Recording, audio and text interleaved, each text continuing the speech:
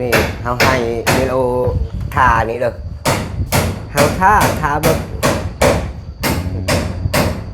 เดี๋ยวมันเป็นบ่เฮาทาโอ้เฮาบ่เป็นเนาะเฮายอมแล้วเฮาทาอันนี้ก็เจ้าท่ามันบ่อันขอบบันไดนี่ก็เฮาทาเฮาแล้วทานี่เฮาหมดเฮาทาเองเรามาลูกว่าเราให้ทาเราใจเราอยากได้เผาอยากได้นั้นเราทาชีเย็น เพราะว่ามือคืนเดือนซ่านนี่ทางพอคำลาผู้ที่เพิ่นซื้อที่ดินเนี่ยหรือว่าสมทบซอยนี่แหละเด้อการเพิ่นฝากเงินมาให้เฮาก็ประมาณถ้าเงิน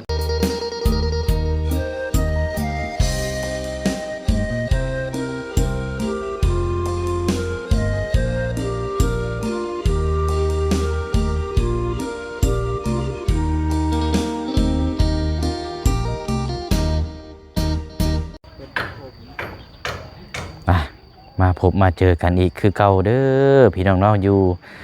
หน้าบ้านเฮือนซานของทางประตูอาเดียเนาะพี่น้องเนาะ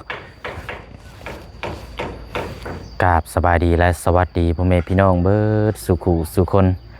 คือเก่าคือเดิมพี่น้องเนาะเปิดภาพเปิดกล้องมาพบเจอกันกะเวลาประมาณเที่ยงน้อยๆตอนนี้กับพี่น้องเนาะถือว่าพักเที่ยงกินข้าวกินน้ำพอดีเนาะเปิดภาพเปิดกล้องมากะนี่แหละเนาะมาอัปเดตเบื้องน้ำกันอีกสำหรับทางบ้านเฮือนซานของทางประตูอาเดียเนาะพี่น้องเนาะกะพอดีเบื้องแล้วก็อีกบ่กี่มื้อแล้วพี่น้องเนาะสำหรับทางบ้านเฮือนซานเราในการดำเนินการสร้างบ้านเนาะอีกประมาณมื้อนี้หรือว่ามื้ออื่นก็น่าจะแล้วเนาะมีแต่ว่ากะคลิปนี้กับทางผู้เชี่ยวชาญกับสิมาแจ้งทางประตูอาเดียเนาะเพราะว่าเราก็กังวลเรื่องมื้อขึ้นเฮือนซานยากในอยู่ในกินอะไรพี่น้องเนาะจักสิไปหาหน่อไม้หรือว่าสิไปหาหมูหุงมาตำจักสิเฮ็ดแนวใดแล้ววะเนาะก็เลยมื้อนี้ก็สิมาแจ้งทางประตูอาเดียกับพอดีทางพอคำลาเนาะกับทางเมดินอยู่ทางต่างประเทศที่พ่อกับแม่เพิ่นชดช่วยเรื่องสมทบซื้อที่ดินนี่แหละพี่น้องเนาะก็ได้ฝากเงินมาจำนวน$100ให้ทางผู้เชี่ยวชาญนี่จัดแจงซื้อในอยู่ในกินซื้อสมทบมาซอยกันเนาะแล้วก็เงินจำนวนที่ยังเหลือก็หน้าเนาะที่ว่ายัง2 ล้านก็ยังเหลืออยู่ประมาณ2หรือว่า3 แสนนี่แหละพี่น้องก็จะได้ร่วมสมทบซื้อในอยู่ในกินมามอบไปทางประตูอาเดียมือขึ้นบ้านเฮือนซานเนาะแต่ว่าก็มือขึ้นบ้านเฮือนซานนี่เดี๋ยวจังพูดคุยกับทางทีมงานแล้วก็เบิ่งบ้านเฮือนซานนำเนาะว่าสิตัวจริงนี่ว่าสิแล้วมือใดเนาะพี่น้องเนาะเอาก่อนนี้ก็ไปชมแล้วก็ไปแจ้งทั้งประตูแล้วก็ทั้งสร้างเพิ่นก็กำลังดำเนินการเฮ็ดบันไดขึ้นเฮือนอยู่เนาะพี่น้องเนาะพุ่นละ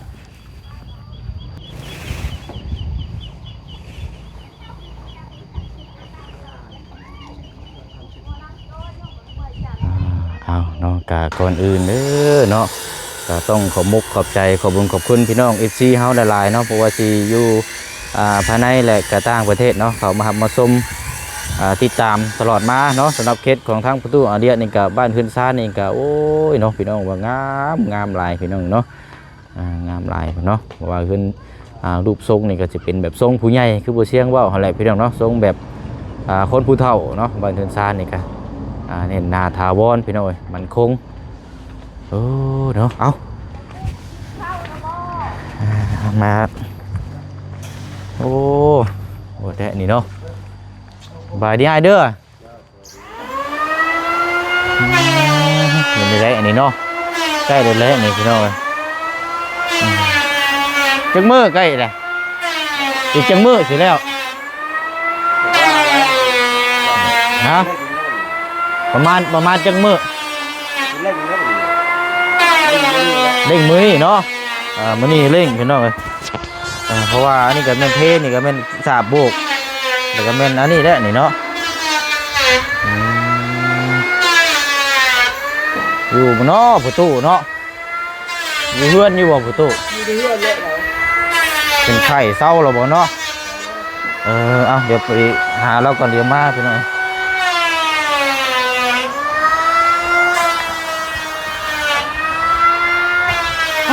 เนาะแล้วพี่น้องติดบานประตูเปิดไว้ได้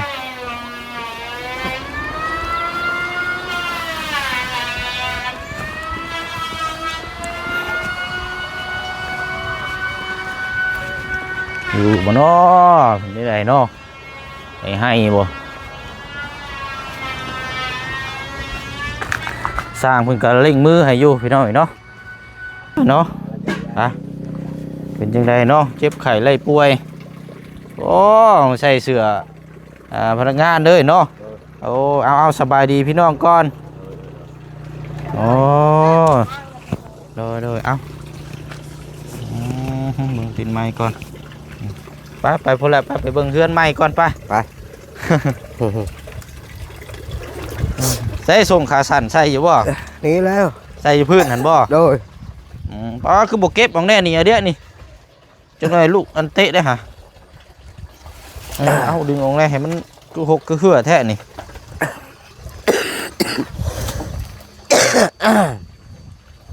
จงได้ล่มหมดเจ็บได้ฮะ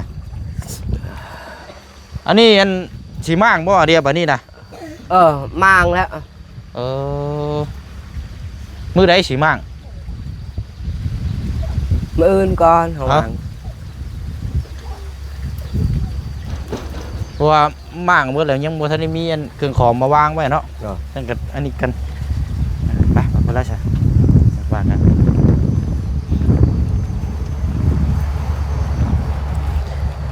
เดี๋ยวถามทางเด้อว่าเพิ่นสิแล้วมื้อใดแล้วก็คันว่านั่นก็มื้อขึ้นบ้านขึ้นศาลแล้วก็ให้เจ้าหาเด้อ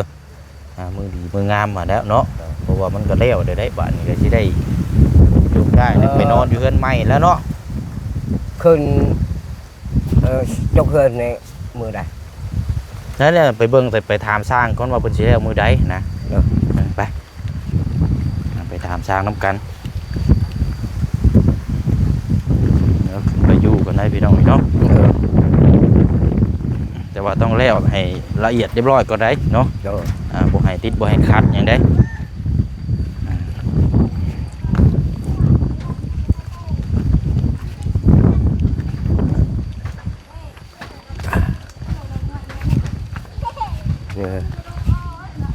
ใช่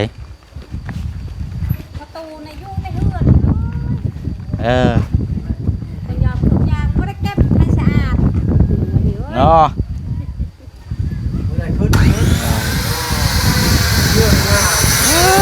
เนาะเอากำลังเร่งอยู่ทางกันเนาะ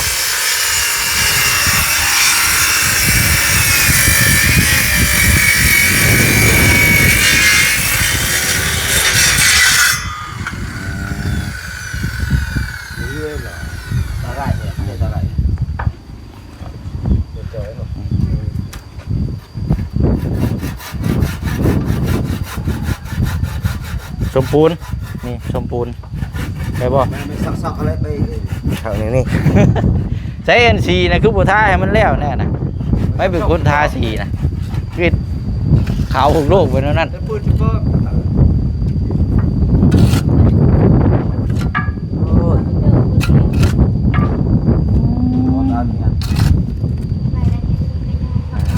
อันดินจี้เฮานี่พอดีบ่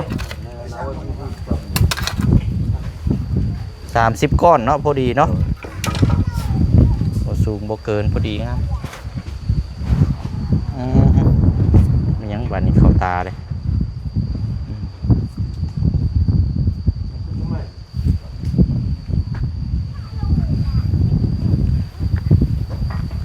มาพี่ก่อนก็ได้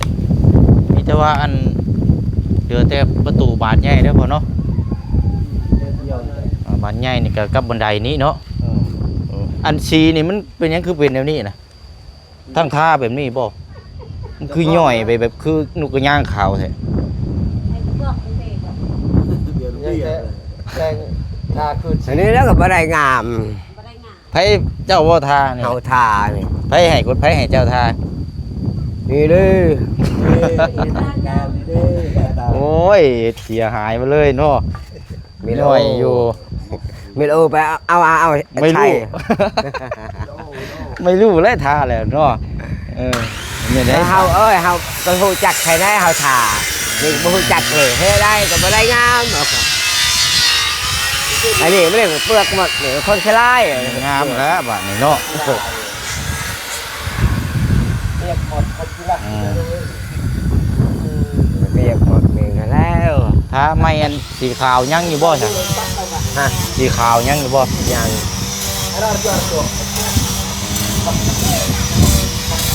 กันสีขาวยังกับแม่นว่าถ้าไม่แล้วถ้าทำไม่เนาะ ตามตัดแบบเรื่องเพิ่นเลยจะจบเลยอ่ะ ตะกี้ว่าคันบ่ได้ลงสีขาวนี่จังว่าเอาอันสีสแลกน่ะมาลงมาทาคือเกินลงน้ำนะมันจะงามมาเอาสีขาวบัด ใจไว้ มันจะบ่ได้บัดเนาะอันสีขาวนั่นยังอยู่บ่ซะ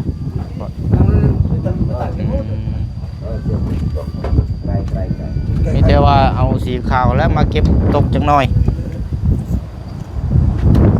เอ้ยเนาะ ซุปละกันกี่แก ผ่านคันไหนแกไม่ พี่น้องเนาะแล้วเรียบร้อยเลย เรื่องนั้นไปยังว่าลุยไปกุด ถ้าชีก็จะใช้ไม้แปลนตลุมเนี่ยยันมันติด มันต้องคัดออกไม้ได้นี่เนาะ ใช้ไม้อันนี้ยัง มั่างแบบไรพอ ใช้ ไม่ผ่าไม่ผ่าบ่ไม่ผ่าปิดบ่ แนวทางใช้ไม้ มันไม่ผ่าชราหันบ่ แม่น ยังเดืออยู่เลยเนาะ ยัง โอ้ไม่แล้วเสียเนาะใส่ปิดข้างๆก็เลี่ยมข้างไปเลยเนาะ แม่น ได้ให้เราให้มันเป็นไม้หน้าเดียวกันเลยเนาะ ได้ไม้เลยได้ไม้อัดไม้เลย มาพี่มาพี่ไอ้เบิ้งนี่ มืออันขึ้นนะฮะสิหายังหาอันเนี้ยอยู่เนี้ยกินนะมือขึ้นเฮือนนะใกล้ได้อีก2 มื้อแล้วได้นี่ มือนี่เลยมือ บืนก็แล้วแล้วมือขึ้นแล้วเนาะนี่ได้บาทนี่ ได้ไปห้าแล้ว อ้าว ครับ ยังไงตัวนึงเนาะ โย ขึ้นก็มีอาหารนี่ว่ามีอาหารกินให้ได้ ฮะ กิน นี่ได้สบายนี่เฮา อ้าวเฮาก็บ่มี ไปเที่ยวคือ มือนี่บืนเนาะบืนยันเก็บตกนี่มันแล้วเลยมือนี่เนาะเอาเบิ่งนี่ ตอนแรกก็แล้วนะ เนาะ อ่า อยากจะทำกระชับมือกันเลยเดียวหมดชั่วโมง บืนแล้วแล้วกับฮือน่ะก็มาขึ้นแล้วเนาะ โดย หรือว่าจังได ทันประทันมือ ขึ้น มือ ขึ้น เลยใช้ชีวิต ว่าบันไดกับเทพื้นตัวนี้ก็น่าจะแล้ว ตัวเดียว กับประตูใหญ่นี้เนาะ ยังเดียวประตูยังเดียวนี่ ห้องเราแล้วแล้ว แล้ว นอนอย่างเดียวน อนอย่างเดียว อันนี้ โอ้ไปสะไปขึ้นไปเบิ่งก่อนไปเบิ่งห้องนอนเจ้าก่อน นี่ยายโยนไว้ไม่สบายเอาอ่ะนอนเอาเกินนะเกินนะชาเลยแม่ ไป เต้นคือเข้าใช้ชีวิตไม่ได้ ฮึบอ่ะ นี่ โอ้เนาะ นี่ยังใจนี่ ใช่ ยังอะไร สีขาวเนาะอันนั้นอยู่พี่เนาะ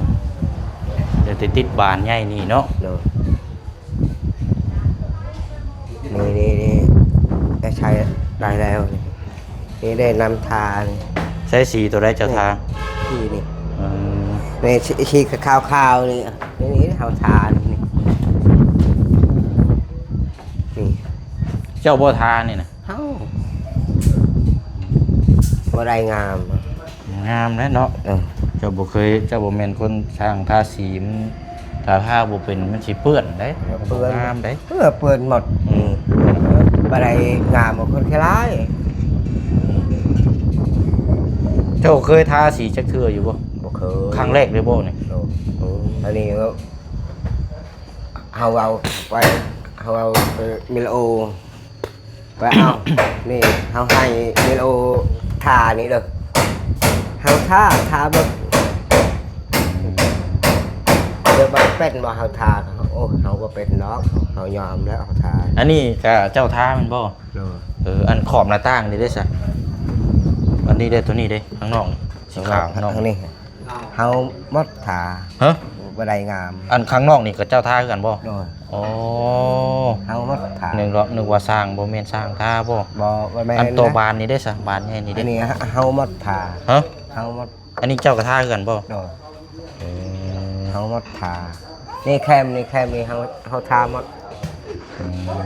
ตัวนี้ได้อยู่เนาะแต่ว่าก็สีขาวนี่แหล้วเนาะมัน อัน จะ นี้ เปื้ แล้ อ วน เชี เนาะ ยร์อันนี้แล้วเชียร์คนเคยร้ายแล้วอันนี้ มันอยากเปื้อนเนาะ เลิกเปื้อน เออ เฮ็ดมันชื่อใบอันโมแปลงเอาทา เอาใช่เบิ่งกับไปเบิ่งของนอกกันเอาเนาะยังอยู่สีเนาะเดี๋ยวเก็บยังเอาท่าช่ำช่ำอีกเด้อ ยังอะโมเฮ็ดเฮือนเนี่ยแล้วทา แล้วจังท่าอีกเนาะมันให้มันหนาๆเด้อแต่ว่ามันก็บอกแล้วมันอยากย่อยมันเยิ้มเนาะ นี่แบบเฮาทานี่แบบนี่บ่ได้งาม อืม เขาหมดทาบ่ได้งามคนเคยร้าย กับบวกมันว่าเจ้าว่าบ่เคยทาสีจักเทื่อในเนาะ โดยบ่เคย ครั้งแรกบ่จักนี่บ่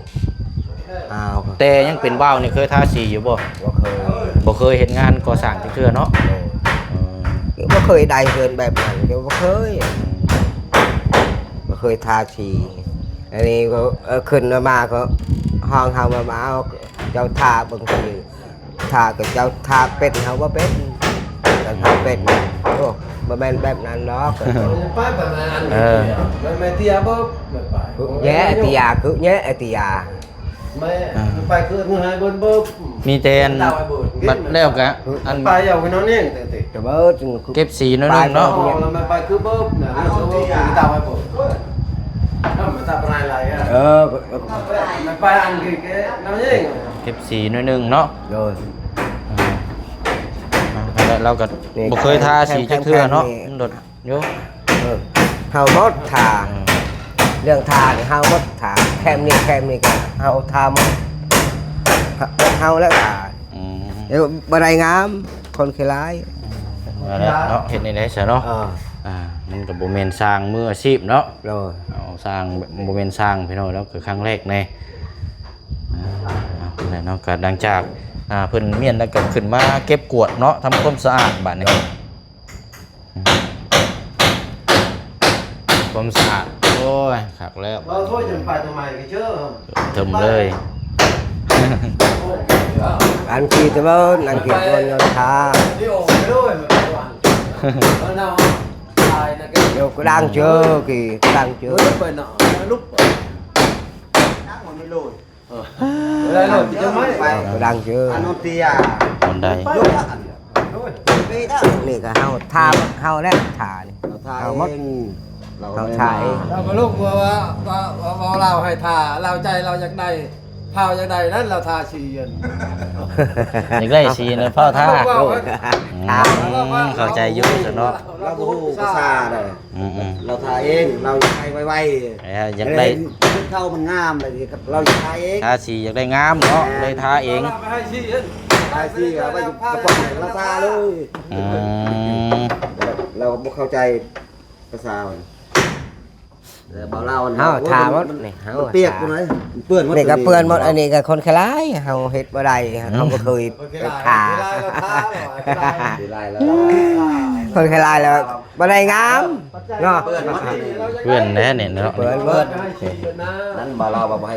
ทาได้เปื้อนเลย เว้ยเรา เพื่อนนั่นแหละ เราให้จะทาเว้ยใจจะเว้ยทา เฮาหมด เรา ทา เป็นประชา อยากได้งามเนาะอยากได้งามตาเอง เฮาบ่ฮู้จักแล้ว งาม ตลาด เราทาเองแล้วมันเปื้อนบ่เราบ่ไว้ทาแล้วเปื้อนหมดเลย แต่ว่ามันย่างกลับมาทาอีกรอบหนึ่งเด้อแต่เลยลงสีขาวเด้อแล้วได้ทาเลย เอาลูกคิดแต่ว่าเป็นโรคนำเขาเพราะเราให้ทาเพราะแม่เจ้าทาเองเจ้า เอามาทาอีกรอบหนึงให้มันหนาเนาะสียังอยู่น่ะมันจะงาม เอไปให้ชีเจ้าทา โอเคปะประตูไปนั่งพุ่นก่อนก็ได้เอาเดี๋ยวเฮาสิแจ้งเจ้าแจ้งผู้เดียวให้มานั่งตรงนี้คนก็ได้เอามาก่อนเนาะ โดย ยังบ่ทันได้อัน กินข้าวกินน้ำอยู่เนาะ ยัง